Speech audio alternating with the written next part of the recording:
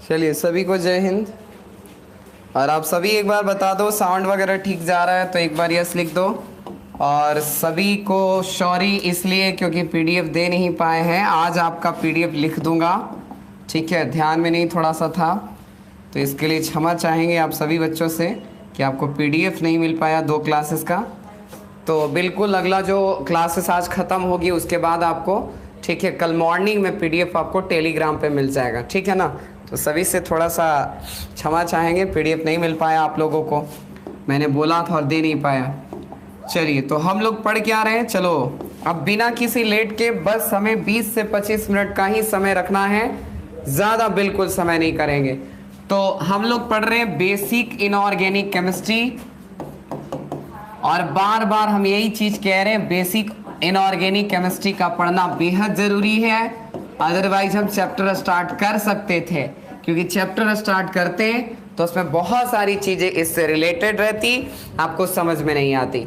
तो हम लोग कल पढ़ चुके थे, एक हम लोग पढ़ चुके थे एटॉमिक नंबर, एक पढ़ चुके थे मास नंबर, और एक पढ़ चुके थे रिप्रेजेंटेशन ऑफ पार्टिकल्स। तो पार्टिकल्स के रिप्रेजेंटेशन में ध्यान रखेंगे, Z को नीचे रखा जाता है। Z कहाँ रहेगा मेरे भाई? Z नीचे रहेगा, और A कहाँ रहेगा? ऊपर। A को क्या कहते हैं? तो A को कहते हैं मास नंबर। क्या कहते हैं? Mass number. और Z को हम लोग क्या कहते हैं? तो Z को हम लोग कहते हैं एटॉमिक नंबर। क्या कहते हैं? एटॉमिक नंबर कहते हैं। और X कोई क्या हो जाएगा? ठीक है, तो X कोई हो जाएगा एलिमेंट्स हो जाएगा। चलिए X कोई हो जाएगा एलिमेंट्स। अब हम लोग एक क्वेश्चन करेंगे इसके बाद, और आप लोग वस्तुनिष्ठ प्रश्न के लिए, ऑब्जेक्टिव के लिए तैयार रहो, ठीक है। अगर रेडी हो तो एक बार सभी बच्चे यस लिख दो, रेडी हो तो एक बार यस लिख दो। ऑब्जेक्टिव क्वेश्चन देंगे, कल मैंने 2 ऑब्जेक्टिव लास्ट में दिया था, दोनों में से एक ऑब्जेक्टिव में आपने चकमा खा गया। आज फिर 2-3 पहले ऑब्जेक्टिव कर लेते हैं, उसके बाद फिर हम लोग टॉपिक पर आ जाएंगे। तो सारे बच्चे अगर ऑब्जेक्टिव चाहते हो कि 1-2 ऑब्जेक्टिव दीजिए सर जिसमें हम लोग थोड़ा फंस सके, तो आप एक बार यस लिखो, ठीक है। आप एक बार यस लिखो, और बिल्कुल सारे बच्चे रेडी हैं। चलो तो तैयार हो जाओ हमारे ऑब्जेक्टिव क्वेश्चंस को सोल्व करने के लिए। मैं इंग्लिश में भी इस क्वेश्चंस को बोल दूंगा। क्वेश्चंस लिखा हुआ है K1939, ठीक है, और यहां पे मैंने दे दिया प्लस में। बताइए नंबर ऑफ, में डायरेक्ट लिख देते हैं इलेक्ट्रॉन की संख्या, ठीक है। बताइए मैं इलेक्ट्रॉन की संख्या, इलेक्ट्रॉन की संख्या है, इलेक्ट्रॉन की संख्या है, बढ़िया से ध्यान देना आप लोग। इलेक्ट्रॉन की संख्या है, ऑप्शन ए हम दे देते हैं आपको, ठीक है, 19, option B 18, option C 20, option D दे देते हैं आपको इनमें से कोई नहीं। Number of electrons is present in, number of electrons present in 1939, ठीक है, प्लस। अगर कोई बच्चे ज्यादा कंफ्यूज हो रहा हो तो हम सेल ही लिख देते हैं, ठीक है, क्योंकि सेल में इलेक्ट्रॉन होते हैं। तो कल की कहानी नहीं, थोड़ा सा चलो मैंने क्वेश्चंस को स्पष्ट कर दिया, ठीक है, कि बताइए इतना में सेल में इलेक्ट्रॉन्स की संख्या कितनी है। Number of electrons present in cell is, ठीक है, option A 19, option B 18, option C 20, option D none of these. चलो जल्दी से कमेंट करो। तो सभी का आंसर, किसी का ए, किसी का बी, किसी का 19, किसी का 18। तो देखो ये सब क्वेश्चंस आप फंसने वाले हो, ये सारे सवालों में आप फंसने वाले हो। भले ही क्वेश्चन आपको लगेगा कि बड़ा आसान है, लेकिन आसान ही आपको मुश्किल बना देगी राहों। क्योंकि कहा जाता है दोस्तों कि ठेस हमेशा पर्वतों से नहीं, ठेस हमेशा कंकड़ और पत्थरों में लगता है, छोटे छोटे टुकड़ों में ठेस लगता है, पहाड़ों में ठेस नहीं लगता है। ये बात ध्यान में रखना। तो इसमें छोटी छोटी गलतियां करोगे। जिन बच्चों ने इसमें ए आंसर दिया है, जिन बच्चों ने इसमें ए आंसर दिया है, उसका बिल्कुल भी गलत है, बिल्कुल भी गलत आंसर है, ठीक है। जिन बच्चों ने ए आंसर दिया है उसका बिल्कुल गलत आंसर है, ठीक है। सेल में इलेक्ट्रॉन्स की संख्या, तो क्वेश्चंस बिल्कुल ठीक कह रहा था कि सेल में में ही इलेक्ट्रॉन्स होता है, लेकिन 19 आपने गलत आंसर दिया। याद करो, ठीक है, मैंने कहा था कि धनायन का निर्माण तब होता है, केटायंस तब बनता है जब कोई एटम्स अपनी बाह्यतम कक्षा से इलेक्ट्रॉन लॉस कर देता है। क्या कर देता है? लॉस कर देता है। तो जब कोई एटम्स अपनी बाह्यतम कक्षा से इलेक्ट्रॉन लॉस करता है तो उस पर पॉजिटिव आता है, मैंने आपको बताया था। और मैंने कहा था कि जितना पॉजिटिव, जितना प्लस उस पर है, इसका मतलब उतना ही इलेक्ट्रॉन लॉस कर दिया। तो इसके पास टोटल इलेक्ट्रॉन 19 थे, टोटल इलेक्ट्रॉन 19 थे, इस पर एक पॉजिटिव चार्ज है, इसका मतलब है कि एक इलेक्ट्रॉन इसने क्या कर दिया? लॉस कर दिया। अगर 2 पॉजिटिव होता तो 2 लॉस करता, 3 पॉजिटिव होता 3 लॉस करता। लॉस करने का मतलब है इलेक्ट्रॉन्स में कमी आ जाना, डिक्रीज कर जाएगा नंबर ऑफ इलेक्ट्रॉन्स। तो बताओ 19 में से एक इलेक्ट्रॉन लॉस करेगा। करेक्ट आंसर जिसने बी दिया है वो बेस्ट है, उसके लिए एक सैल्यूट बनता है। ठीक है, करेक्ट आंसर इज बी, है ना? B is the correct answer. चलो, तो ये था आपका क्वेश्चंस और आपने फिर से गलती किया, ठीक है ना? जिनका सही है उनका बहुत अच्छा, और बाकी लोगों ने इस क्वेश्चंस को गलत कर दिया।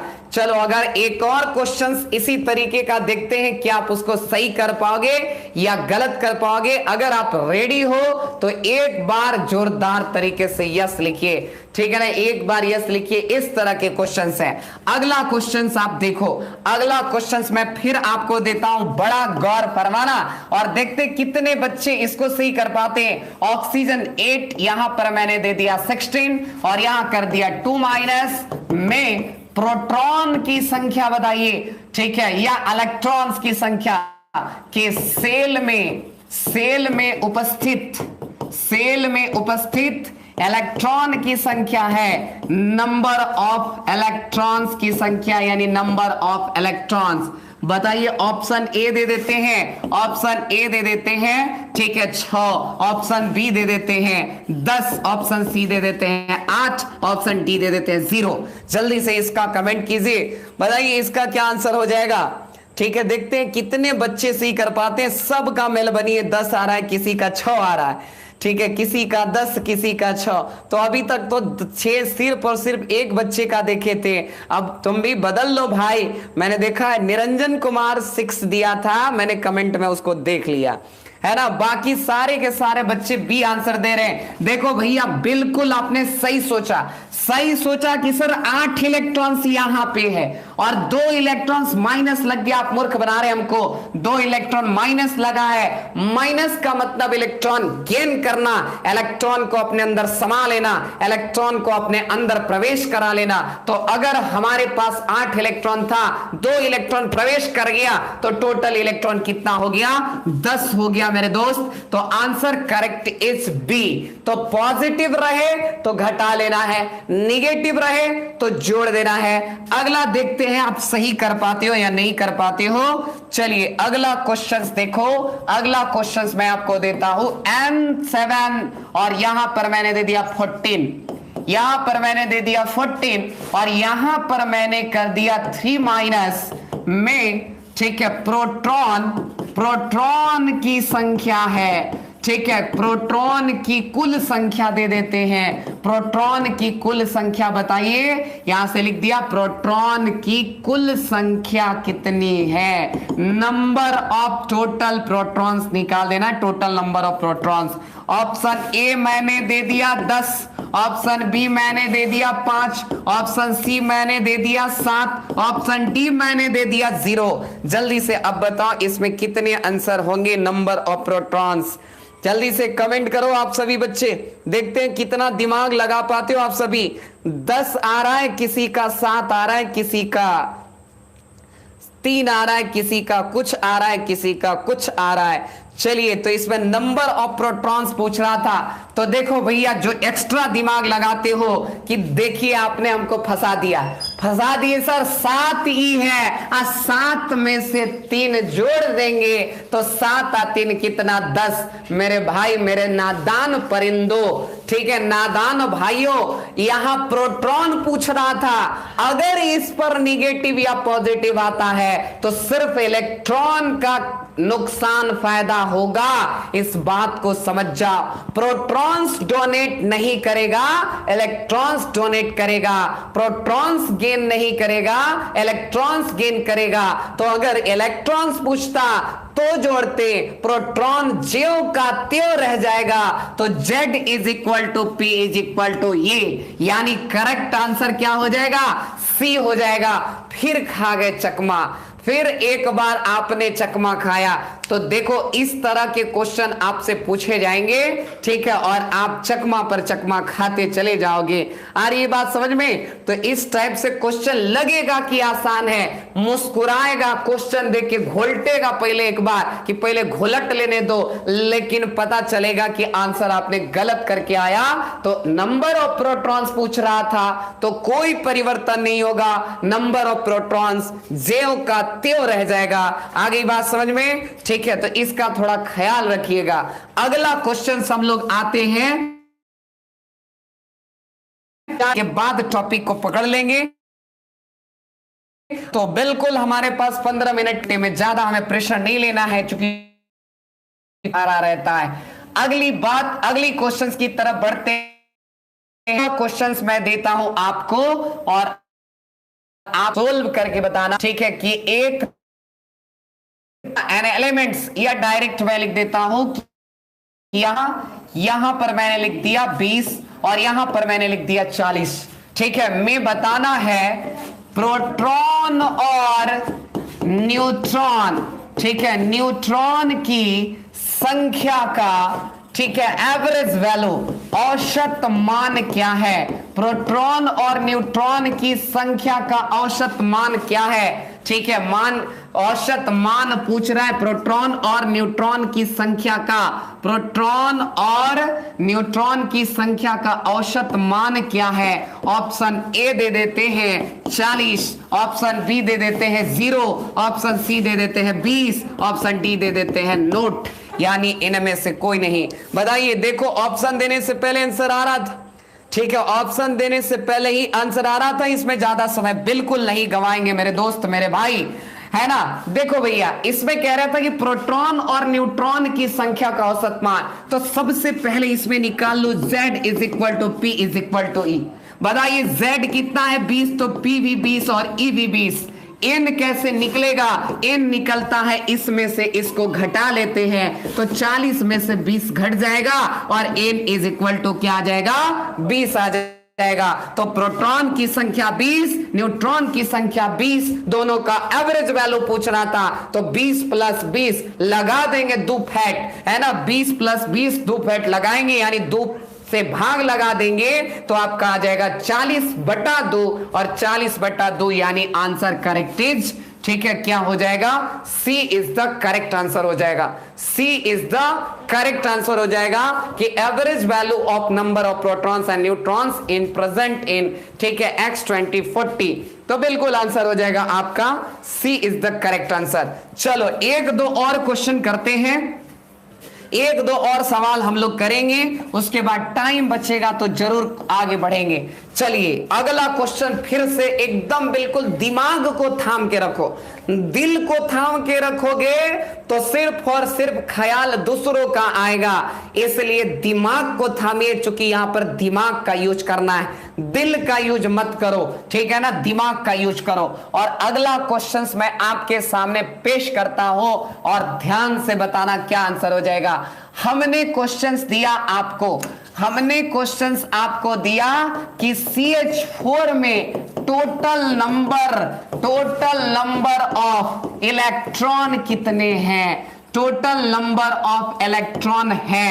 ऑप्शन ए दे दिया, ठीक है, 10, ऑप्शन बी दे दिया 6, ऑप्शन सी दे दिया 4, ऑप्शन डी दे दिया, ठीक है, 20 कर देते हैं या इसको 16 कर देते हैं। जल्दी से बताओ इसमें टोटल नंबर ऑफ इलेक्ट्रॉन्स कितने हैं। जल्दी से बताइए कि टोटल नंबर ऑफ इलेक्ट्रॉन्स कितने हैं। CH4 में टोटल नंबर ऑफ इलेक्ट्रॉन्स, कुल इलेक्ट्रॉन की संख्या बतानी है। ठीक है, total number of electrons, option A 10, option B 6, option C 4 and option D 16। जल्दी से कमेंट कीजिए क्या इसका आंसर हो जाएगा। ठीक है, क्या इसका कमेंट जल्दी से, सबका लगभग ए आंसर आ रहा है, किसी किसी किसी किसी किसी किसी का आंसर ठीक है 10 के अलावा नहीं आ रहा है। बिल्कुल मेरे दोस्त, मेरे भाई, आपने अगर सही सोचा कि सर CH4 कह रहे हैं तो C में कार्बन की संख्या, परमाणु संख्या, एटॉमिक नंबर 6 होता है, तो इलेक्ट्रॉन इसमें 6 हो गया। सर हाइड्रोजन का 1 होता है, लेकिन सर यहां हाइड्रोजन 4 है सर, तो हाइड्रोजन का 4 हो गया, तो इसका सर 6 और इसका 4 जोड़ दीजिए सर, कितना हो गया 10। करेक्ट आंसर इज हो जाएगा ए, यानी 10 आंसर इसका हो जाएगा। ठीक है, करेक्ट आंसर इसका हो गया 10। अगला क्वेश्चन हम लोग आते हैं। आज हम लोग क्वेश्चंस के सिलसिले से ही सोचे थे कि आपने कितना पढ़ा और कितना माइंड यूज करते हो, ये होना चाहिए। थ्योरी ज्यादा काम नहीं करेगा जितना ज्यादा क्वेश्चन काम करता है। अगर आप क्वेश्चंस बना रहे हो तो थ्योरी क्लियर हो जाएगा, फिर कोई थ्योरी ज्यादा देखने की आवश्यकता नहीं होती है। अगले क्वेश्चन की तरफ बढ़ते हैं और आप हमें बताना इसमें कितने ठीक है आंसर हो जाएंगे इसका। NH3 में नाइट्रोजन के कुल इलेक्ट्रॉन की संख्या है, नाइट्रोजन के कुल इलेक्ट्रॉन की ठीक है संख्या है। NH3 में नाइट्रोजन के कुल इलेक्ट्रॉन की संख्या है या नाइट्रोजन में कुल इलेक्ट्रॉन की संख्या है। ऑप्शन ए दे देते हैं 10, ऑप्शन बी दे देते हैं 7, ऑप्शन सी दे देते हैं 3 और ऑप्शन डी दे देते हैं 0। जल्दी से इसका कमेंट कीजिए, इसका क्या आंसर हो जाएगा कि NH3 में नाइट्रोजन का कुल इलेक्ट्रॉन्स कितने हैं। जल्दी से कमेंट करो, जल्दी से 7 7 7, यानी इसका मतलब है कि आप लोग दिमाग वाले बन गए। लेकिन किसी का भैया 10 है और किसी का आंसर 6 है। जबरदस्त कमेंट आया था। ठीक है, देखो भैया ध्यान दो, ढेर पगला जाता है कि सर NH3 मूर्ख बना रहे है ना, नाइट्रोजन का सर 7 और हाइड्रोजन का 3, भावनाओं में बह जाते हैं, राजधानी एक्सप्रेस पर चढ़ जाते हैं और 7 और 3 10 करके आंसर ए लगाते हैं। लेकिन वो भूल जाते हैं कि क्वेश्चन नाइट्रोजन केवल कह रहा था और नाइट्रोजन में कुल इलेक्ट्रॉन की संख्या सिर्फ और सिर्फ कितनी है, तो 7 है मेरे दोस्त। तो आंसर क्या हो जाएगा, B is the correct answer होगा, नॉट 10। 10 नहीं कह सकते हो, चूंकि अगर कहता कि NH3 में कुल इलेक्ट्रॉन की संख्या बताइए तो करेक्ट आंसर हो जाता 10, लेकिन कह रहा था नाइट्रोजन की कुल इलेक्ट्रॉन्स की संख्या कितनी है, तो आंसर हो जाएगा क्या, 7 आंसर हो जाएगा। जो ये बात है ध्यान में रखना आप चीजों को, नहीं तो फिर ठीक है, नहीं तो फिर आपका दिक्कत हो जाएगा। ठीक है, आप समझना इस चीज को, क्या मैं कह रहा हूं, क्वेश्चंस पर ध्यान देना, क्वेश्चंस पर ध्यान देना है। आऊ माऊ चाऊ दाऊ चाइनीज तरीके से क्वेश्चन नहीं पढ़ना है कि आऊ माऊ चाऊ कर लिए और उसके बाद चले गए। अगला क्वेश्चन ध्यान दीजिएगा, फिर से मैं एक क्वेश्चन लिखता हूं, जरा बताना इसका आंसर क्या हो जाएगा। देखते हैं कितने शेर हैं जो इसका आंसर देते हैं।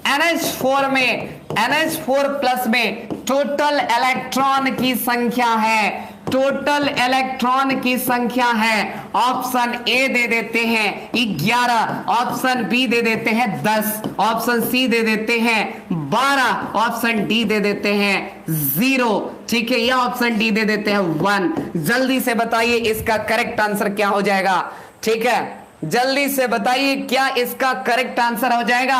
NH4 प्लस में टोटल इलेक्ट्रॉन्स की संख्या पूछ रहा है कि टोटल इलेक्ट्रॉन्स की संख्या बताइए, 11, 10, 12 या 1। ठीक है, ए बी सी या डी, कौन सा आंसर हो जाएगा, जल्दी से बताओ। ठीक है ना, जल्दी से क्वेश्चंस का आंसर आप लोग दो। ठीक है, चलिए, कुछ बच्चों का 11, कुछ बच्चों का 12, कुछ बच्चों का 10, और इससे पता चलता है कि अभी सारे बच्चे परिपक्व नहीं हुए, अभी सारे बच्चे नहीं सीखे हैं, कंफ्यूजन अभी भी आपके अंदर है। और जब तक सारे बच्चे का कंफ्यूजन खत्म नहीं हो जाता है तो पढ़ाने का कोई मतलब नहीं रह जाता है। तो आपको भी ध्यान देना पड़ेगा, जो बच्चे अभी भी कंफ्यूज्ड हैं, इतने सारे सवाल आपको दिए जा रहे हैं, समझने की कोशिश करना, ठीक है। मैं उसको डील भी कर रहा हूं, ऐसा नहीं है कि सिर्फ और सिर्फ आंसर लगा दे रहा हूं। देखो मेरे भाई, देखो मेरे दोस्त, ठीक है, यहां पे गौर करना, NH4+ है, पूरी एनर्जी के साथ रहना, पूरे जोश के साथ रहना। हमें देखो, ठीक है, इतने घंटों की क्लासेस लेने के बाद भी पूरी एनर्जी के साथ आपके साथ रहते हैं, तो आपको भी पूरी एनर्जी के साथ रहना पड़ेगा। अगर आप लूज हो जाओगे तो हम लूज का स्क्वायर हो जाएंगे, है ना। तो बताओ इसमें नाइट्रोजन का कितना? 7 और हाइड्रोजन का कितना? 4। क्यों सर? क्योंकि हाइड्रोजन का होता है 1 और संख्या कितनी है? 4। तो 1 × 4 = 4। 7 4 11। मेरे भोले भोले जो बच्चे हैं उन्होंने क्या किया कि 11 आंसर लगा दिया जबरदस्त तरीके से, लेकिन शायद वो भूल गए कि उस पर पॉजिटिव भी है। और मैंने कहा है कि जब पॉजिटिव रहे तो आपको घटाना है, जब निगेटिव रहे तो आप को जोड़ना है। नारा और गाना दोनों पॉजिटिव रहे घटाना है, निगेटिव रहे जोड़ना है। रात भर जपते रहो, सपनों में जपो, ठीक है, सब कुछ क्लियर हो जाएगा। पॉजिटिव रहे घटाना है, निगेटिव रहे जोड़ना है। जितना निगेटिव रहे उतना जोड़ना है, जितना पॉजिटिव रहे उतना घटाना है। यह दिमाग में रखना। तो बताओ, एक पॉजिटिव था, एक घटा लेंगे, टोटल कितना आ गया? 10 आ गया। आंसर करेक्ट हो जाएगा आपका B is the correct answer हो जाएगा। तो ये था आपकी बातें, ठीक है ना। तो अगर आप इस तरीके के क्वेश्चंस को सोल्व करते हो और थ्योरीज को पढ़ते हो तो आपका किसी तरीके का, ठीक है, कोई प्रोसेस नहीं होगा।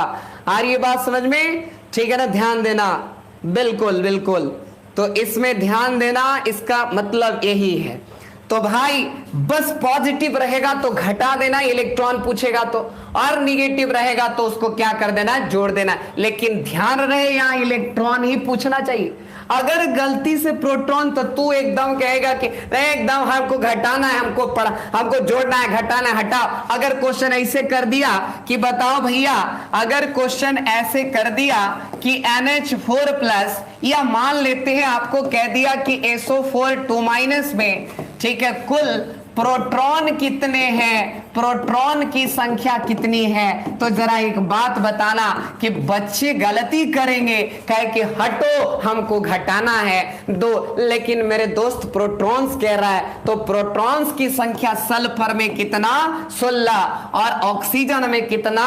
8। तो 8 चौके कितना? 32। तो जोड़ दोगे तो आ जाएगा 8, 3 और 1 4। फिर से सुनो, सल्फर का 16, ठीक है, जेड, तो मैंने जेड = P कर दिया, तो प्रोटॉन 16 हो जाएगा।